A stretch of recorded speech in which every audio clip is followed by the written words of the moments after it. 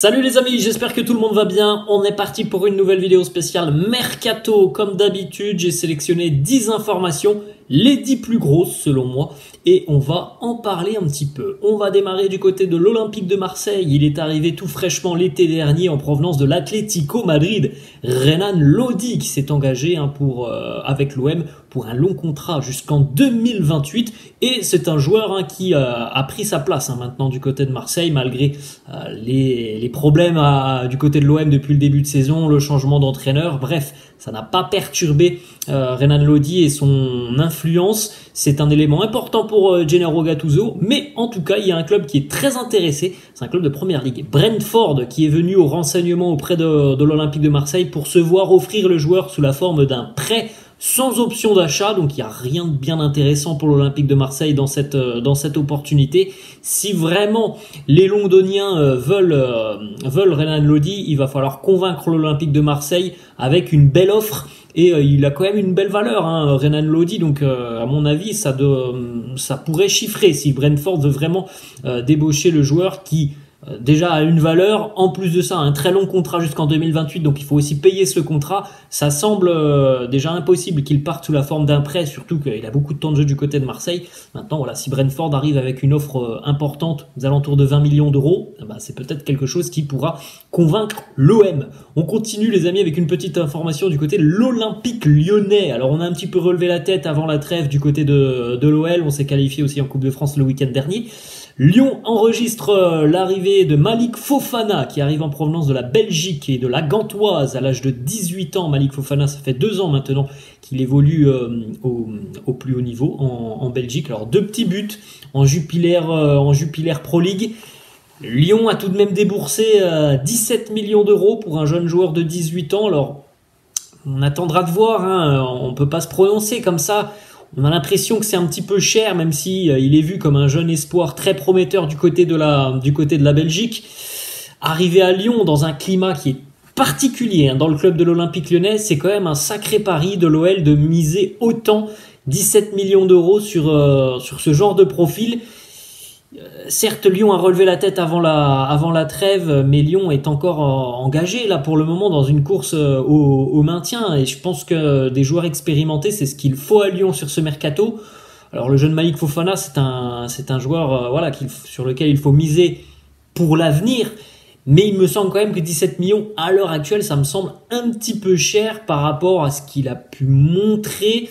Il n'a pas énormément de références au plus haut niveau, donc on va attendre. Espérons que c'est un bon coup pour l'OL, un bon coup de la part de John Textor. On enchaîne et on va du côté de Newcastle, les Magpies, alors qui ont quand même pas mal de profils dans le secteur offensif. Mais Newcastle s'intéresse tout de même à Dominique Solanke, très très bon buteur, Dominique Solanke à Bournemouth. Donc voilà, c'est quand même pas l'équipe Bournemouth qui se crée le plus d'occasions en première ligue, mais malgré tout, Dominique Solanke, il pèse énormément. C'est quelqu'un de très adroit dans la surface de réparation, qui est très mobile aussi sur le front de l'attaque, donc c'est vraiment un profil hyper intéressant, et il est évident que ça pourrait être une belle recrue pour Newcastle. Maintenant, du côté de Bournemouth, on n'est pas vendeur. En tout cas, on n'est pas vendeur sur ce mois de janvier. On fait une première partie de saison très satisfaisante. Le maintien semble plutôt bien amorcé du côté des Cherries de Bournemouth, mais on souhaite tout de même conserver le joueur à minima jusqu'à la fin de saison. Alors il va falloir peut-être une très grosse offre de Newcastle pour convaincre les Cherries de laisser partir à Dominique Solanke. On continue les amis, on va toujours du côté de la PL à Fulham, où João Palhinha, le milieu de terrain des Cottagers de Fulham, veut rejoindre le Bayern Munich, mais pour le moment c'est un petit peu paradoxal parce que souvent c'est le club qui veut le joueur, là c'est le joueur qui veut le club, mais pour le moment le Bayern n'en fait pas l'une de ses priorités sur ce mercato hivernal. Le Bayern à l'heure actuelle travaille plutôt notamment sur le secteur défensif, et même s'il est suivi par le Bayern, et pas depuis ce mois de janvier, ça fait déjà quelques temps que le Bayern est sur le dossier, mais c'est pas la priorité du mercato hivernal. Le Bayern envisageait plutôt une offensive sur le mercato estival. En tout cas, João Palhinha, lui, il est déjà OK pour rejoindre le Bayern, donc on suivra attentivement ce qui va se passer sur ce mois de janvier, mais je pense qu'il faudra aussi surtout suivre la situation cet été.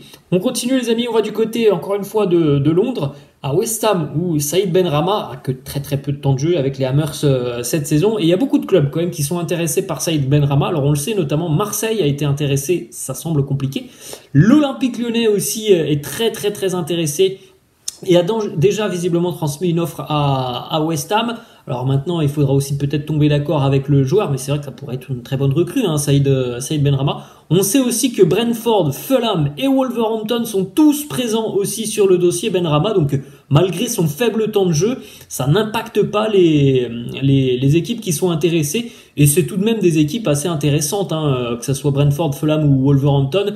On est sur des équipes assez stables de Première Ligue et où il y a peut-être la possibilité pour lui de retrouver un petit peu plus de temps de jeu. On connaît ses qualités à Benrahma, donc on a envie aussi de le voir sur les terrains. On enchaîne les amis, on va du côté de Fenerbahçe, Michy Batshuayi. Michy Batshuayi, il a 30 ans quand même, c'est fou, on se souvient de lui il y a quelques années en arrière déjà, notamment du côté de l'OM, et Michy donc à 30 ans, il est toujours du côté du Fener, et il semblerait qu'il y ait des discussions entre le Fener et les Rangers du côté de l'Écosse, les Rangers qui recherchent un attaquant. Alors c'est vraiment Michy, un super attaquant, ne serait-ce que cette année, je sais pas si on se rend compte, mais il est pas titulaire, hein, du côté de Fenerbahçe. D'ailleurs il a marqué hier, ce mercredi, lors d'une très belle victoire du Fener, 7-1, il a marqué.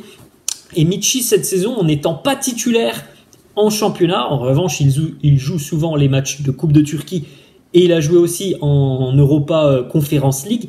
Il en est déjà à 14 buts cette saison, toutes compétitions confondues, et pourtant il n'est pas titulaire en championnat parce qu'il y a aussi d'autres profils du côté du Fener, notamment Edin Dzeko en attaque. Donc il n'y a pas toujours la possibilité pour Batshuayi d'être titulaire, mais déjà 14 buts depuis le début de saison. Il avait aussi beaucoup marqué l'année dernière, donc on peut le dire comme ça, mais c'est un joker de luxe, hein, Michy Batshuayi. Mais il est vrai que pour lui, du côté des Rangers, il y aurait certainement un rôle plus important, un rôle de titulaire tout simplement, malgré le fait qu'au Fener, il est hyper performant. Il n'a pas ce statut de titulaire indiscutable. À l'heure actuelle, Transfermarkt évolue la valeur de Michy à peu près 7,5 millions d'euros. On continue les amis avec une information qui concerne Mbappé. L'équipe annonce qu'il y a un triptyque autour de Kylian, donc le Paris Saint-Germain qui tentera tout son possible évidemment pour prolonger le joueur. Le Real toujours présent, mais aussi Liverpool. On sait, hein, les amis, déjà depuis quelques temps maintenant, ça avait été annoncé et confirmé. La maman de Kylian est une grande supportrice de Liverpool, donc on peut penser qu'elle aimerait beaucoup voir son fils évoluer du côté des Reds. Il y a vraisemblablement le pouvoir économique du côté de Liverpool, eh bien de réaliser quelque chose d'important, de très important. On a perdu Mané très récemment. Alors on a recruté offensivement, mais ce ne sont pas des joueurs du calibre de Kylian Mbappé. Donc voilà, ça sera à suivre tout de même si il semblerait que si départ il y a du Paris Saint-Germain, ça soit du côté du Real. On enchaîne, on va du côté de l'Italie où plusieurs gros clubs italiens sont intéressés par le défenseur central argentin du Racing Club de Lens, Facundo Medina. Ça fait 4 ans maintenant qu'il est à Lens, Medina, hein. Dans le pur style argentin, quelqu'un de très rugueux, de très costaud sur l'homme. Facundo Medina attire la convoitise notamment de l'AC Milan, de l'Inter, mais aussi de la Juventus, et il semble qu'il y ait aussi un club de PL qui n'a pas filtré, qui est intéressé par l'Argentin. On va terminer les amis avec deux petites informations. Premièrement du côté d'Aston Villa. Alors il est en prêt cette saison du côté du Qatar, à Al Douail. Il a marqué à peu près 5-6 buts. Philippe Coutinho, on l'a un petit peu perdu de vue, hein, tout de même depuis quelques années, Philippe Coutinho. Mais il appartient toujours à Aston Villa. En fin de saison, il sera donc, il était prêté du côté d'Al Douail. Il fera son retour à Villa. Peut-être, ça se passe pas super bien pour Coutinho du côté du Qatar. Peut-être qu'il va y avoir un départ sur ce mercato hivernal.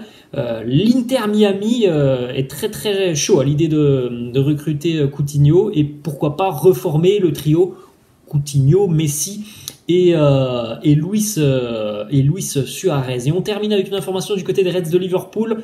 Hull City vient d'engager le milieu de terrain Fabio Carvalho, alors sous la forme d'un prêt jusqu'à la fin de saison. On rappelle qu'il avait été prêté Fabio Carvalho en Allemagne du côté du RB Leipzig. Il avait jamais eu de temps de jeu, ça n'a pas plu évidemment aux Reds de Liverpool qui veulent lui offrir du temps de jeu. Le prêt à Leipzig, c'était fait pour ça, il n'a pas eu de temps de jeu, donc le prêt a été cassé, et là donc il aura certainement plus de temps de jeu. Hull City, Championship, 2e division anglaise, une équipe qui tourne d'ailleurs plutôt bien depuis le début de saison, qui a je pense des ambitions de se qualifier pour les playoffs. Donc voilà, il y a une belle petite seconde partie de saison pour lui avant de retourner du côté des Reds de Liverpool. Voilà les amis, la fin de cette vidéo, j'espère que ça vous a plu.